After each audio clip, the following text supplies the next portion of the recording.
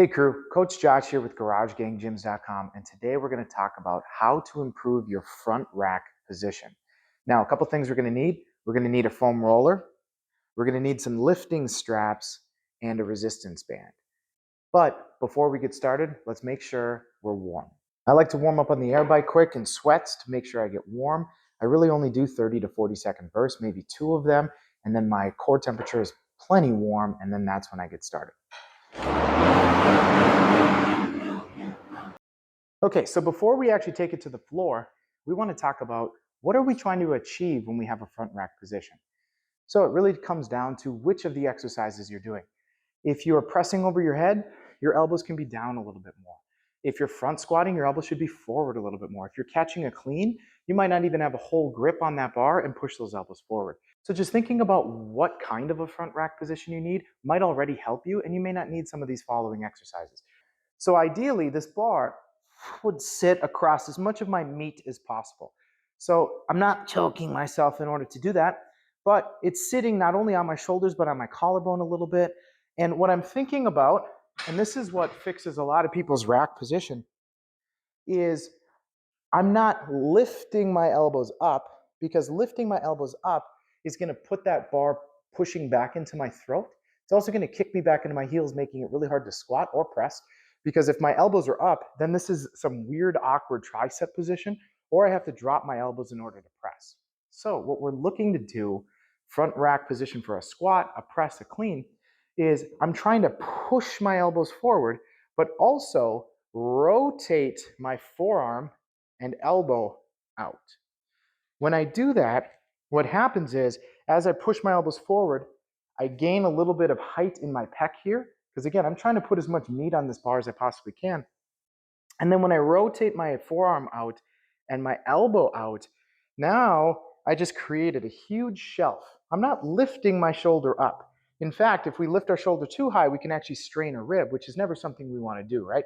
Our shoulder actually wants to stay relatively down, but by getting into this externally rotated position and elbows forward, now my shoulder came up a little bit because I'm actually pointing my delt up, especially for a shoulder press.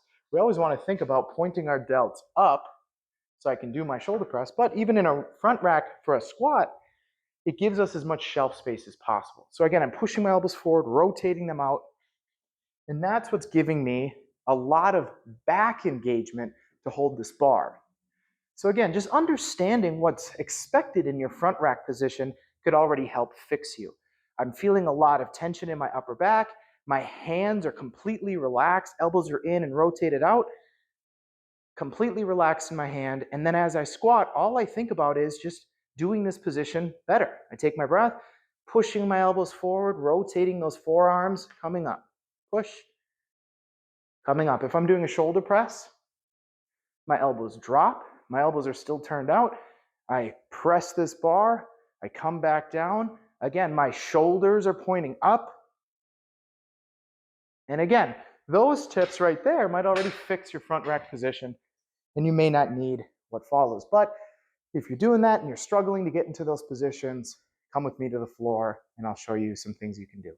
Okay, so using our foam roller, one of the most important things with our front rack position is making sure that our spine is doing its job. And our spine has a few things to do. It has to keep my lumbar pretty much still and stationary, but I still need to be able to extend through my mid and a little bit into my upper back in order to create a proper shelf for that bar. Now, what a lot of people have a tendency to do is, because they think in terms of up, they'll lift their elbows up, they will lean themselves back, and that actually causes the bar to get into their neck. What we want to work on is keeping our ribs down slightly while extending our back.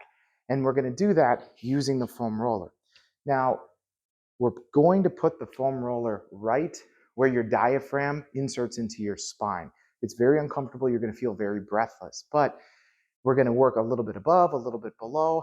If things get too uncomfortable, you can always back off whenever you need to. We're going to take a few good breaths. And again, our goal is not simply to just fold over this roller, but it's to improve that ability to hold our lower body still, to hold our lower spine still, and to extend through our mid and upper spine. So let's grab this thing. I'm going to start a little higher. Hello. I'm going to start somewhere up in here. Okay. So now up in here, not so bad. It's right under my shoulder blades. It's going to be just fine. Now I like to mimic the front rack as much as I can. I'm just putting my hands on the side of my head. I'm not actually lacing my fingers. Hands on the side of my head. I'm going to push my elbows in and forward, right? A lot of people think up, forward. That's going to really help stretch my back into the right position. So I'm pushing my elbows forward. I'm going to tuck my hips under slightly. And then holding this position, I'm going to try to extend my mid back and come back down. Notice no movement from the hips down. From the rib cage down to my hips, pushing my elbows forward, reaching up, reaching down. I'm going to move a little bit, reaching up, reaching down. The tendency again is to really try to arch your lower back to gain more distance, but that's not what we're trying to do. If having your hips in the air is too uncomfortable, you can put them down, but we still want to make sure we're tucking our hips under slightly. That's just going to help keep your lumbar locked in. When we're doing our front squat, we don't actually tuck our hips under this much, but again, this is just going to help us maintain a really good position. Now, if this is really easy for you, what we can start to do is start to reach our arms over our head. Maybe you're in here somewhere, whatever. My head position doesn't change. I'm still trying to push my elbows forward. But again, this is just going to put a little bit more pressure, a little bit more weight. Big breath. I'm right on that diaphragm, right where it's uncomfortable. There, a little crack. I don't know if you heard that on the mic. Okay. That's about all we need to do for one foam rolling session for our spine. I don't really like to do a ton, not only because it takes a lot of time, but it only helps us get into a better position so that we can strengthen it with our bar, with our front squats.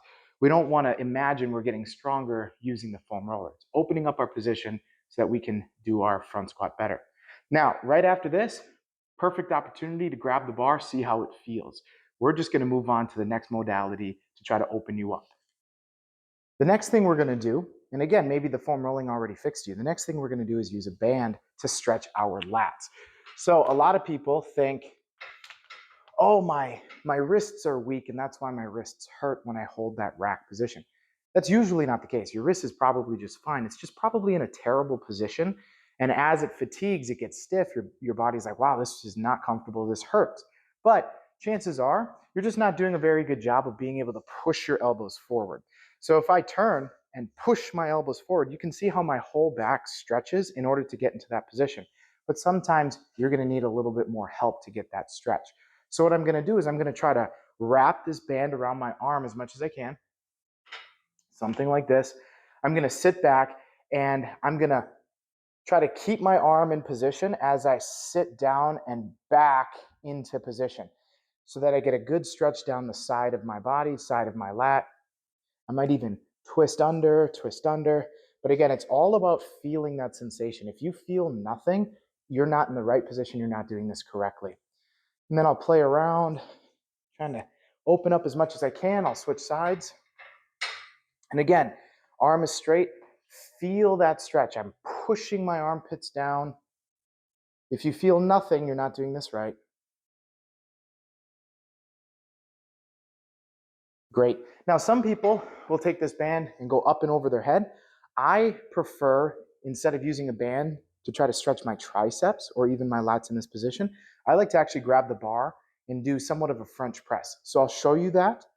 If you're unable to use the bar to do it, then I'll show you using a band. I prefer the bar. Any chance I have to get the bar in my hands is good for me.